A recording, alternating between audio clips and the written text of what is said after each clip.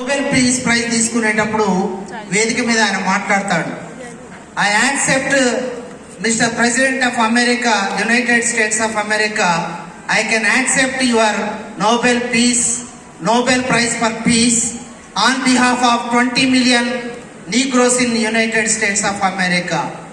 But you are brutalizing and murder our people on the roads of Oslo and Birmingham and Manchester. But you are giving the peace prize to me, but I can accept your prize, but you are not giving in the way. You are making the violence of our people, and you are giving the Nobel Peace Prize for the leadership of the Negroes అని చెప్పాడు. అంటే మా మీద హింస చేస్తూ వందల సంఖ్యలో మనం చంపుతూ రోడ్ల మీద చంపుతూ మా పిల్లలు బ్రదర్హుడ్ కావాలని మరి ఏడుస్తూ ఉన్నటువంటి క్రమంలో నాకు నోబెల్ ప్రైజ్ ఇవ్వటం మీకు ఎంతవరకు సమంజసమని ఆ రోజు ఆయన ప్రశ్నించాడు. నేను ప్రశ్నిస్తున్నా, బీసీటీయూ పక్షాన మాకేమిచ్చారు ఈ ప్రభుత్వం, ఈ సమాజం మాకేమిచ్చింది? ఎవరు అడగకుండా 10% రిజర్వేషన్ ఈడబ్ల్యూఎస్ ఇచ్చారు. ఇవాళ మీ జిల్లా మన జరిగినటువంటి డిఎస్సి లోపల మెరిట్ ఏంటి? ఏ మెరిట్ ఉన్నది? ఆదిలాబాద్ అత్యంత వెనుకబడిన జిల్లా, 244 BCT cut off, 305 BCT cut off, 415 BCA cut off, 1960 EWS cut off. ఎవరు రిజర్వేషన్ ఇస్తున్నారు? ఎవరికి రిజర్వేషన్ ఇస్తా ఉన్నారు? 60% ఉన్నటువంటి బీసీలకి 25%, 8% ఉన్న ఓసీలకి 10% రిజర్వేషన్. వాళ్ళు ఏమైనా రోడ్లు ఎక్కారా? వాళ్ళు ఏమైనా ధర్నాలు చేశారా? పికెటింగ్లు చేశారా? వడ్డించేటువంటి సీట్లో కూర్చొని రిజర్వేషన్లు ఇచ్చుకుంటే మనం కనీసం రోడ్లు ఎక్కట్లే. మీరు నిజంగా ఒప్పుకోవాలి, సన్మాన సభకు మాత్రమే వచ్చారు. వచ్చే ఆదివారం పెడదాం, మనకు కూడా రిజర్వేషన్లు పెంచాలని, ప్రమోషన్లో రిజర్వేషన్ ఇవ్వాలని. మీరు అందరు వస్తారా సమావేశానికి? ఎంతమంది వస్తారు? చేతులు ఎత్తండి దయచేసి. రైట్, అది కావాలి. ఈ సమావేశాలు కాదు, మనం సన్మానాలు చేసుకునే సమయం కాదు ఇది. మనం సత్కరించుకునే సమయం కాదు, పోరాటాలు చేయాల్సినటువంటి సమయం. మనకేమీ లేదు. 34% రిజర్వేషన్ లోకల్ బాడీస్కి, 18% రిజర్వేషన్ చేస్తే రోడ్లు ఎక్కలే, ఘెరావులు చేయలే, పికెటింగ్లు చేయలే, ఎవ్వరికి వేడి పుట్టించలే. కాబట్టి ఏం చేశారు? బీసీలంటే కుల సంఘ భవనాలు, వాళ్ళకి ఆత్మగౌరవ సంఘ భవనాలు ఇస్తే సరిపోద్ది అనేటువంటి కన్ఫర్మేషన్ ప్రభుత్వం వచ్చింది. కానీ జాదుల సీనన్న వారి యొక్క ఆధ్వర్యంలో కాదు మేమెంతో మాకంత, మా వాటా మాకు కావాల్సిందే అనేటువంటి పోరాటం ఇప్పుడు నడుస్తూ ఉంది. ఆవరే ధక్క, బీసీ వాటా పక్క. మనం ఇచ్చేటువంటి ధక్కాకి బీసీ వాటా మనకు దక్కుతుంది, దక్కాల్సిందే. ఇవాళ బీసీలకు ప్రమోషన్లో రిజర్వేషన్ ఇవ్వాలనేటువంటి డిమాండ్ తీసుకురావాలి. దానికి నేను బీసీటీ అధ్యక్షుడిగా భద్రాచలం నుంచి పాదయాత్ర మొదలు పెడతా. మీరు దాన్ని అనుసరిస్తారా? దానికోసం వస్తారా? వచ్చేటోడు క్లాస్ తోటి నాకు స్వాగతం తెలియజేసింది పోరాడుతుంది. మన రిజర్వేషన్ 1986లో ఎన్టీ రామారావు గారు ఉన్నప్పుడు మురళీధర్రావు కమిషన్ యొక్క రిపోర్ట్ ప్రకారం 44% పెంచారు. ఆ రోజు 44% ఇచ్చుంటే ఇవాళ మాకు రిజర్వేషన్ అవసరం లేదు. గవర్నమెంట్ జాబ్ అంటే చెప్తున్నా, ఎస్సీ ఎస్టీ బీసీలదే. మెరిట్లో బీసీలు వస్తారు, ఎస్సీ ఎస్టీలు వస్తారు.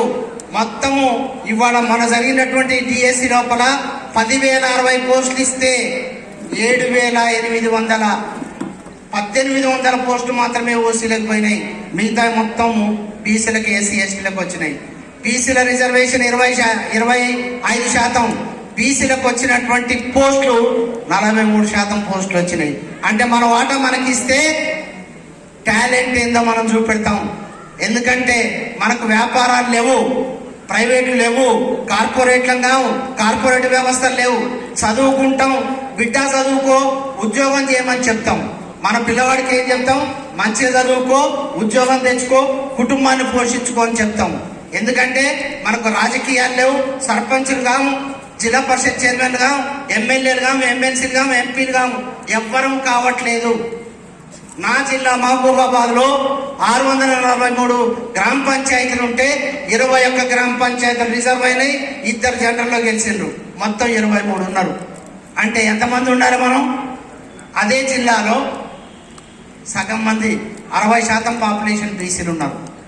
476 గ్రామ పంచాయతీలు కొత్తగూడెంలో ఉంటే 14 మంది బీసీలు ఉన్నారు. ఏం చెప్పాలి? మనం ఎందుకు సన్మానాలు చేసుకోవాలి? మనం ఏం చేయాల్సిన సమయం ఇది. రోడ్ల మీదనే కనపడాలి, ఉద్యమాలు చేయాలి, ఇంక్విలాబ్ అనాలి, అంటేనే మన సమస్యలు పరిష్కారం అవుతాయి. కాబట్టి ఇవాళ మనం ఉద్యోగస్తులుగా మీకు మరీ బీసీలుగా నేను ఉండేటువంటి ఖమ్మంలో బజార్లో వెళ్తా ఉంటే 8ంటికే ఒక 4 చెట్టు కింద కూర్చొని సద్యాన్నం కలుపుకొని తింటా ఉన్నారు. ఏమయ్యా మీకు పొద్దున్నే అన్నం ఎవరు పెట్టారు నేను అడిగాను. నేను మీ ఇళ్లలో అడుక్కొని తీసుకొచ్చినవన్నీ చెప్పారు. వాళ్ళెవరు? బీసీలు. గంగిరెద్దులా వాడు బీసీలు. నీకు పొద్దున మరి అన్నం కూడా అడుక్కుంటారా, ధాన్యం అడుక్కుంటారు కదా అంటే తప్పులేదు సార్, మేము అన్నం కూడా అడుక్కొని తింటామని చెప్పారు. బెగ్గర్స్ బిలాంగ్స్ టు బీసీస్ ఈ రాష్ట్రం లోపల. వాళ్ళని మీరు పిల్లలు బడికి పంపించారా అంటే మా పిల్లలు బడికి పంపితే ఈ వృత్తి ఎవరు చేయాలి, మేము వృత్తి చేసుకోవాలి, ఒక చోట స్థిరంగా ఉండడం, మా పిల్లలు బడికి పోరు అని చెప్పారు. ప్రభుత్వం ఏం చేస్తా ఉన్నది? ఎందుకు రెసిడెన్షియల్ స్కూల్ పెట్టట్లేదు? సంచార విద్యార్థుల కోసం ఎందుకు రెసిడెన్షియల్ స్కూల్ పెట్టట్లేదు? సంతృప్తి లెవెల్లో వాళ్ళకి స్కూల్లో సీట్లు ఎందుకు ఇవ్వట్లేదు? ఎస్టీలకు ఇచ్చినట్లుగా ఇవాళ ఎస్టీల శాచురేషన్ లెవెల్లో సీట్లు ఇస్తున్నారు. కాబట్టి వాళ్ళు చాలా మెరుగుగా ఉన్నారు. బెగ్గర్స్ ఉన్నారంటే బీసీలే ఉన్నారు. నేను బెగ్గర్ను అని చెప్పుకున్నది బీసీలు మాత్రమే. ఎస్సీ ఎస్టీలో ఉండొచ్చు కాక బెగ్గర్ అంటే వాళ్ళ మీద కేసులు పెడతారు. కానీ బీసీలు ఎంత అమాయకంగా ఉన్నారు. ఇవాళ 8 కులాలు, మా కులాల పేరు మార్చండి అని కమిషన్కి ఇచ్చారు. నేను కమిషన్ ముందు ఖమ్మంలో మాట్లాడాను, ½ గంట మాట్లాడి సమస్యలను చెప్పిన. సమస్యలు మాట్లాడాలి, సమస్యల కోసం పోరాటం చేయాలి. ఉద్యోగాలు మేము రిటైర్ అయితే మా వారసులు లేరు మాట్లాడడానికి. మన మీద బాధ్యత ఉన్నది. మీరు సంపాదించే ప్రతి రూపాయి నెలకు 10 రూపాయలు సీనానికి ఇవ్వండి, నెలకు 10 రూపాయలు బీసీటీయూకి ఉద్యోగుల సంఘానికి ఇవ్వండి. మన సమస్యలు ఎందుకు పరిష్కారం కావు? నేను ఖమ్మం నుంచి బస్సుల్లో మీ దగ్గరికి రావాలి. కాబట్టి సమస్యలు పరిష్కారం కావాలంటే ఉద్యమం చేయాలి. సన్మానాలు చేసుకొని మనం హాయిగా కూర్చుంటే రావు. బీసీలు సమస్య యొక్క తీవ్రతను గుర్తించట్లేదు. ఎస్సీ ఎస్టీలకి రిజర్వేషన్, ప్రమోషన్లో రిజర్వేషన్ ఇవ్వద్దని సుప్రీంకోర్టు చెప్తే కేంద్ర ప్రభుత్వం ఒక నోట్ ఇచ్చింది సుప్రీంకోర్టుకి. మేము ఎస్సీ ఎస్టీలకి రిజర్వేషన్ ప్రమోషన్లు ఇవ్వకపోతే సామాజిక అసమతుల్యత జరుగుతుంది, వాళ్ళకి అన్యాయం జరుగుతుంది, సామాజిక అశాంతికి కారణమవుతుంది. కాబట్టి మేము వాళ్ళ రిజర్వేషన్లు ఇస్తామని పార్లమెంట్ లోపల బిల్లు పాస్ చేసి సుప్రీంకోర్టుకి ఇచ్చింది. అదే సుప్రీంకోర్టు బీసీల జనగణన ఎందుకు చేయరు అని అడిగితే, బీసీల జనగణన చేస్తే ఎవరి జనాభా ఎంత ఉంటుంది, సమాజాలు కులాలుగా విడిపోతారు, సామాజిక అశాంతికి కారణమవుతుందని చెప్పింది. ఎందుకు?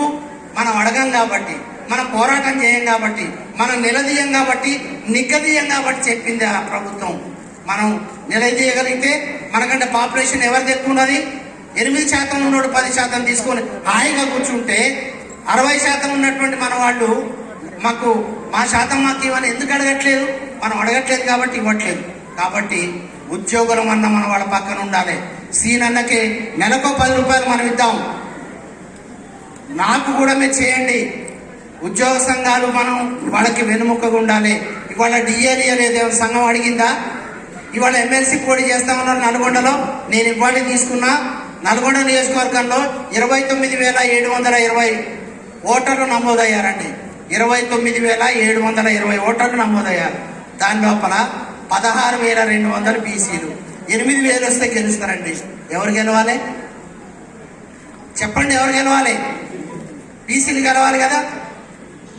4 సంఘాలు ఒకే సామాజిక వర్గానికి టికెట్ ఇచ్చినవి, అంటే మ్యాండేట్ ఇచ్చినవి. ఒక్క సంఘం కూడా బీసీకి ఇవ్వలేదు. అంటే ఓట్లేసేది మనం, కనీసం గెలవగలిగేటువంటి సంఘాల లోపల ఎవరు మనకి మ్యాండేట్ ఇవ్వలేదు, టికెట్ ఇవ్వలేదు. అంటే మీరు ఓట్లు వేయాలి, మేము గెలవాలి.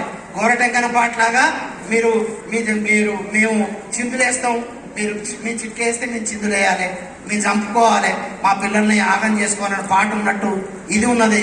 4 సంఘాలు 4 ఓసీలకు ఇచ్చుకున్నప్పుడు మనం బీసీలు ఎందుకు గెలవకూడదు? అందుకే మేము పూల రవీందర్ గారిని బీసీగా కాంటెస్ట్ చేస్తున్నాం. గెలవటం కోసం రాత్రింబవళ్ళు పనిచేస్తా ఉన్నా. నేను ఒక నెల రోజుల నుంచి పనిచేస్తున్నా. మహబూబ్ నగర్ లోపల కూడా నేను వినయ్ బాబు గారి పోటీ చేసినప్పుడు నేను పోయి పనిచేశాను అక్కడ. నేను అక్కడ పనిచేసినటువంటి సందర్భంలో ఒక హృదయ విదారక సంఘటన జరిగింది. నేను ఒక స్కూల్కి వెళ్ళా. ఆ స్కూల్ స్ట్రెంత్ 1030. మన దగ్గర ఉన్నాయా? 1030 ఉన్నది.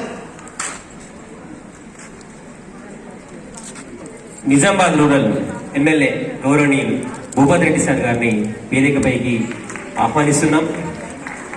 ఆయన ఆపన్నులకు సోపతి, ఆయన పేరు తెలిస్తే గుండె నిండా హిమ్మతి, ప్రతి ఇంటి దళపతి మా అన్న భూపతి.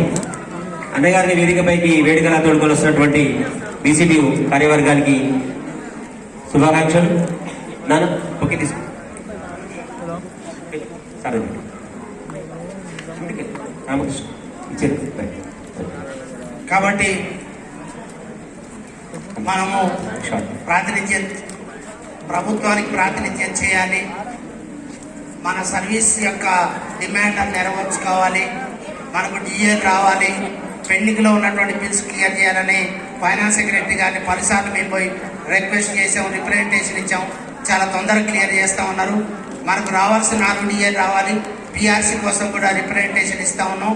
పిఆర్సీ కూడా పెండింగ్ ఉన్నది, అవి తీసుకోవాలి. దాంతోపాటు ఈ సమస్యలన్నీ పరిష్కరించడానికి మీ అందరూ ఇతోధికంగా ప్రయత్నం చేయాలని నేను 400 కిలోమీటర్ల నుంచి మిమ్మల్ని కలవడం కోసం వచ్చాను. ఇదే స్ఫూర్తితో పనిచేయాలని మీ అందరికీ రిక్వెస్ట్ చేస్తూ ముగిస్తా ఉన్నా. ధన్యవాదాలు.